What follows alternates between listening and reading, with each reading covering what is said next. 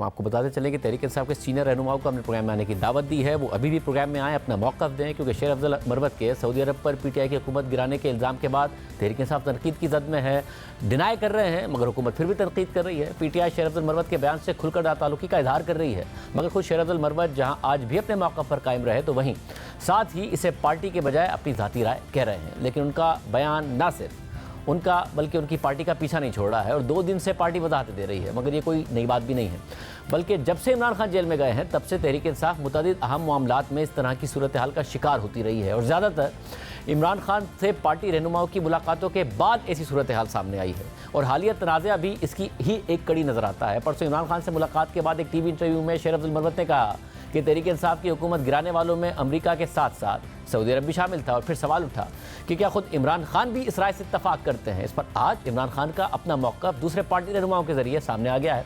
आज जेल में इमरान खान से मुलाकात के बाद सुन्नी इत्तेहाद काउंसिल के सरबराह साहबजादा हामिद रज़ा और मुशीर ख़जाना खैबर पख्तूनख्वा मुज़म्मिल असलम ने बताया कि इमरान खान ने वजाहत करते हुए कहा है कि रजीम चेंज ऑपरेशन में सऊदी अरब का कोई किरदार नहीं था।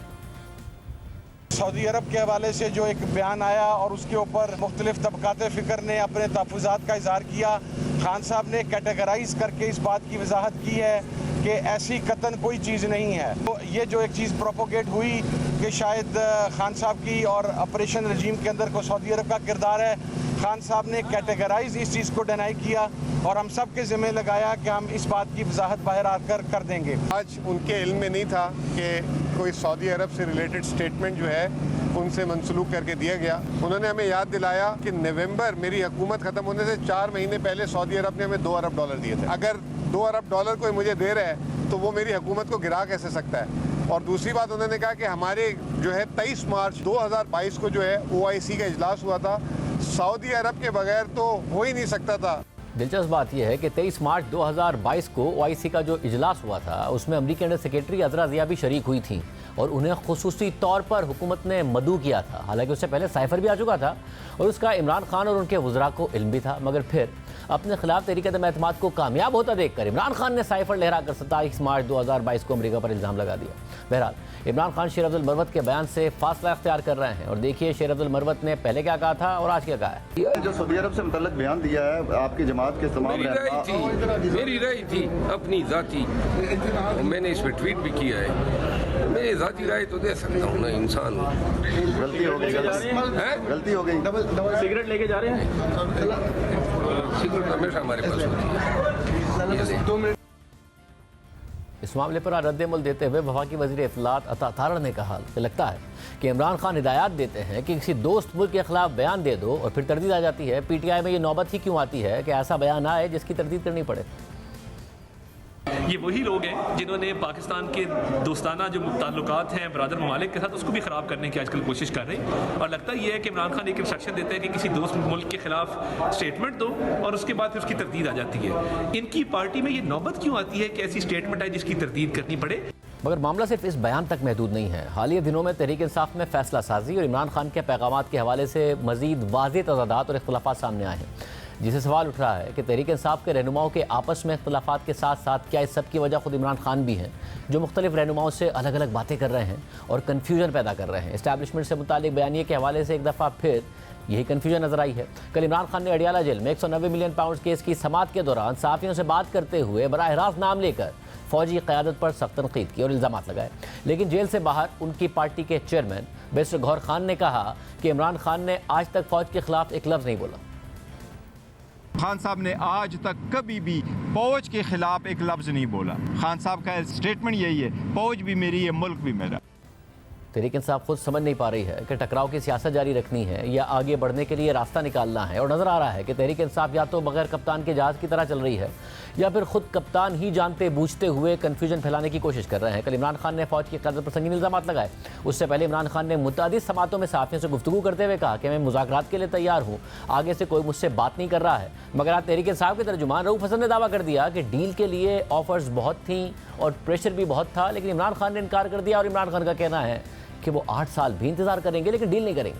दूसरी तरफ जहां खुद इमरान खान मौलाना फजल रहमान के साथ माजी के अख्तिलाफ़ात और नामुनासिब अल्फाज को भुलाकर मुबैना धांधली के खिलाफ मिलकर तहरीक चलाने के ख्वाहिशमंद हैं और इस ख्वाहिश का वो सहाफ़ियों के साथ इजहार भी कर चुके हैं, उनकी तरफ से वफूद मौलाना फजल रहमान से मुसलसल राब्ते में भी हैं, उन्हें साथ मिलाने की कोशिशें कर रहे हैं। परसों ही असद कैसर का मौलाना फजल रहमान से टेलीफोनिक रब्ता हुआ और सियासी उमूर पर बातचीत हुई। असद कैसर ने मौलाना फजल रहमान के गिले शिकवे दूर करने की भी कोशिश की, तो दूसरी तरफ खैबर पख्तूनख्वा में तहरीक इंसाफ के वज़ीर आला अली अमीन गंडापुर ने मौलाना फजल रहमान पर तनकीद कर दी और कहा कि मौलाना फजल रहमान अपना रेट लगवा रहे हैं और फिर कोई डील करके कुछ हुकूमती ओहदे ले लेंगे। और कल हमारे प्रोग्राम में तहरीक इंसाफी के रहनुमा वलीद इकबाल ने भी अली अमीन गंडापुर के बयान की तायीद कर दी। ये पता है मौलाना अपना रेट लगवा रहा है, फिर ले दे करेगा, अपने आप को कुछ बचा कुछ नहीं है, इस्तेमाल करके बच्चों को इस्तेमाल करेगा, फिर कोई डील करेगा, कश्मीर कमेटी लेगा, कोई गवर्नर लेगा या कोई माल लेगा और फिर रोड भी खा मेरा वोट बढ़े तो फिर गंडापुर साहब से इस बात पर कोई इत्तेफाक जो है वो बनता है। अगर मौलाना हमारी कैंपेन ज्वाइन करते हैं और हमारी मुहिम ज्वाइन करते हैं तो उनको हम जरूर वेलकम करेंगे, लेकिन अगर वो उसको इस्तेमाल करेंगे एज लीवरेज हमारे साथ केपी में या वफाक के साथ कोई पोजीशन लेने के लिए, गवर्नरशिप या कश्मीर कमेटी, तो ऑब्वियसली फिर it will be just more of the same thing जो माजी में होता रहा है।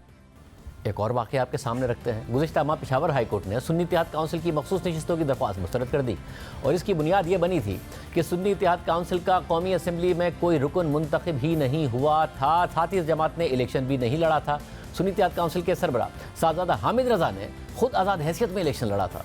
इस अदालती फैसले के बाद तहरीक इंसाफ के रहनुमाओं ने खुद मीडिया में आकर यह बहस छेड़ दी कि दीगर ऑप्शंस के होते हुए सुन्नी इत्तेहाद काउंसिल में शमूलियत दुरुस्त फैसला था या नहीं। इस मामले पर पार्टी दो हिस्सों में तकसीम नजर आई। 14 मार्च को इमरान खान से मुलाकात के बाद शेर अब्दुल मरवत ने हमारे प्रोग्राम में कहा कि सुन्नी इत्तेहाद काउंसिल में शमूलियत का फैसला गलत था क्योंकि इमरान खान की हिदायत के मुताबिक मजलिस वहदतुल मुस्लिमीन में शामिल होने का फैसला हो गया था और फिर अचानक सुन्नी इत्तेहाद काउंसिल में शमूलियत का ऐलान कर दिया गया। यह फैसला जिसने भी किया है उनकी शनाख्त होनी चाहिए।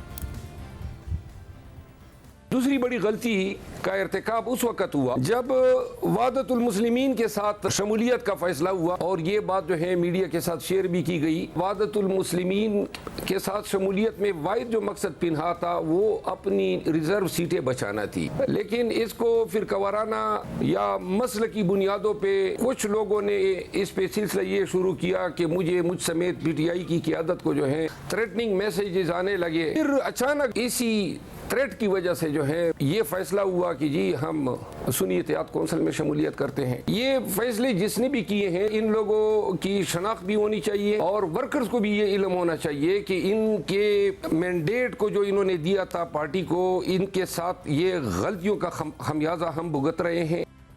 यानी जब तहरीक इंसाफ को मखसूस नशिस्तें नहीं मिली तो ये सिलसिला शुरू हुआ और फिर इस पूरे अमल का हिस्सा रहने वाले पार्टी के कुछ दीगर सीनियर रहनुमा भी शेर अफजल मरवत के बयान की तायीद करने लगे, जिनमें बैरिस्टर अली जफर और पार्टी तर्जुमान रऊफ हसन शामिल थे। बैरिस्टर अली जफर ने तो ये तक कहा कि इमरान खान ने अपना फैसला बदला ही नहीं था, वो तो मजलिस वहदतुल मुस्लिमीन से ही इत्तेहाद चाहते थे। मरवत साहब दुरुस्त फरमा रहे हैं, चॉइस जो थी वो MWM की थी, उन्होंने भी कंटेस्ट किया था इलेक्शन और उनका भी पार्लियामेंट में एक मेंबर था। ये फैसला हो गया था लेकिन फिर आखिरी मिनट पे तब्दील हो गया, तो ये मेरा ख्याल है गलत फैसला था। अल्टीमेटली मरवत साहब ठीक कह रहे हैं। आप कह रहे हैं कि इमरान खान साहब ने कभी अपना फैसला बदला ही नहीं था, वो फिर भी मुत्तफिक थे कि MWM के साथ इत्तेहाद करें। जी यही मुझे इल्म है। मगर चेयरमैन तहरीक इंसाफ बैरिस्टर गौहर खान और असद कैसर ने इस दावे की नफी कर दी। उनका मौक़िफ़ था कि सुन्नी इत्तेहाद काउंसिल में शमूलियत का फैसला दुरुस्त था और मुशावरत से हुआ था। सुन्नी इत्तेहाद काउंसिल पार्टी को ज्वाइन किया था जो एक प्रॉपर डिसीजन था, सही डिसीजन था, सोच समझ करके हमने कर दिया था, साइन किया था। एक संजीदा और बेहतरीन और सही फैसला था जो उस वक्त हमने किया था और हम उस पर अभी भी कायम हैं। हमने काफ़ी मशावरत की उसके ऊपर और बहुत मशावरत के बाद हमने डिसाइड किया। हमारे पास ऑप्शन कम थे, अच्छा, तो इसलिए हमने ये ऑप्शन ले लिया।